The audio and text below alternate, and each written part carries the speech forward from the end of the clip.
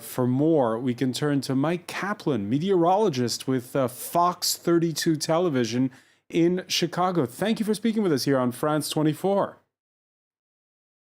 My pleasure, and I'm glad to be inside where it's warmer than it is outside. I was going to say, if this was a comedy routine, I would say, how cold is it? We had a record low this morning that got down to minus 23 Fahrenheit, which is about minus 31 Celsius. And it is one of the coldest days ever in Chicago. The all-time record for Chicago is 27 degrees below zero. That happened back in January of 1985. So we're only 4 degrees away from that. But as you know, the other factor is the wind chill. How it really feels to people when they're outside of this. And we saw wind chills this morning that were about minus 50 to minus 55. And those sort of temperatures, skin can freeze in only 5 to 10 minutes and you get frostbite. So it's been very dangerous. Very few people are outside, I can tell you that. Traffic was virtually non-existent today. Schools have been closed. A lot of businesses closed. So everybody, I think, is hunkering down and staying in their homes as much as possible. Yeah, I was going to say, how do you get from place to place when it's this cold? What did you do personally this morning to get to work? Well, I'm lucky. I have a car in a garage, and then at the television station where I work, we also have a garage. So my entire commute, I was inside my car and just kept looking at the thermometer inside my car, going -8, -10, -12. It kept getting colder as I got into downtown Chicago. Most cars are going to work fine in this. Some of the older cars are cars that have been left out all night long. There have been a lot of reports of cars not starting because of the extreme cold, but the roads are in very good shape. We've had a lot of snow in Chicago this month, especially in the past couple of weeks. We've had snow, at least a little bit of snow, every day for the past 2 weeks, 14 days in a row of snow. And we've had about 1.5 feet for the month. So there's been a lot of snow that had to be cleared off the roads, but the people who drive the snow plows have done an excellent job, and most of the roads are in really good shape. So as long as you have functioning heat in the car, you can get where you need to go. So, Mike, explain this to us, because obviously, there being snow and wind in Chicago in the winter in and of itself is not a story, but this polar vortex, it's doing something that's a little unusual. It's the second year in a row, right? We've had this kind of extreme cold. Well, first of all, you have to understand the polar vortex is a permanent feature in the atmosphere. It's more intense in the winter than it is in the summertime. But it is a permanent belt of winds that goes fairly close to the pole. And the northern pole, it's operating counterclockwise if you were looking down on it.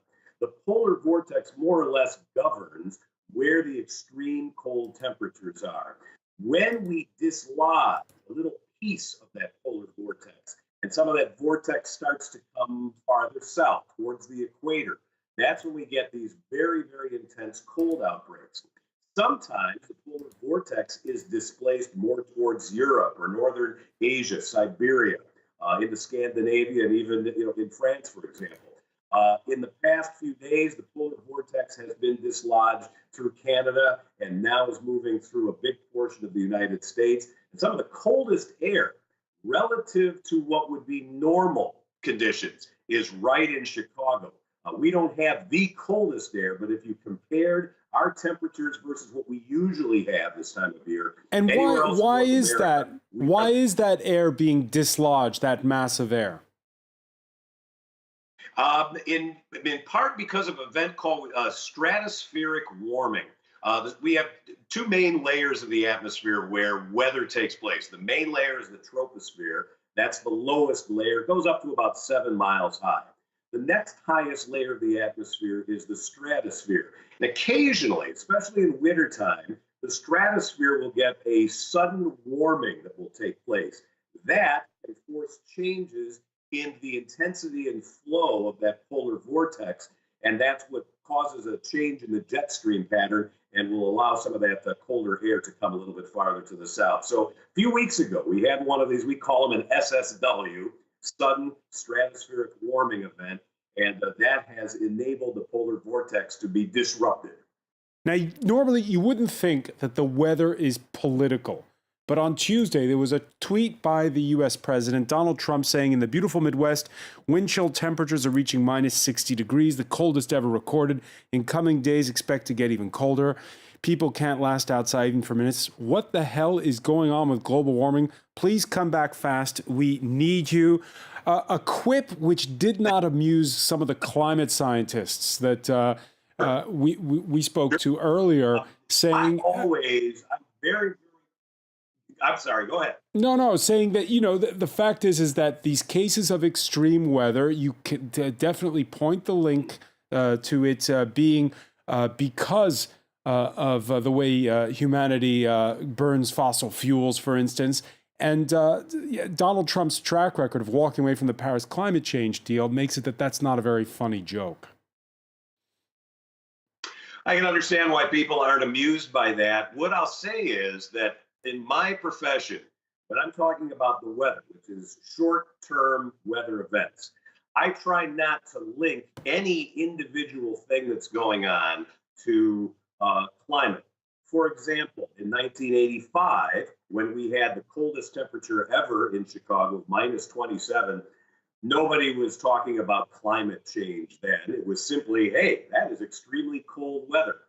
So I don't like to say, well, the reason why it's 23 below today is because of climate change. If you look at a whole host of weather events and try and lump them together and put them into something, hey, because we have seen an uptick in the global temperature, we can expect to see more things like this. That's a stronger argument than saying the reason why it's so cold outside right now is because of global warming. That's, I think, a very tenuous argument. I want to thank you so much for joining us there. Mike Kaplan of TV station Fox 32 in Chicago. Thank you for speaking with us from Chicago. Stay warm. Will do. Thank you very much for having me.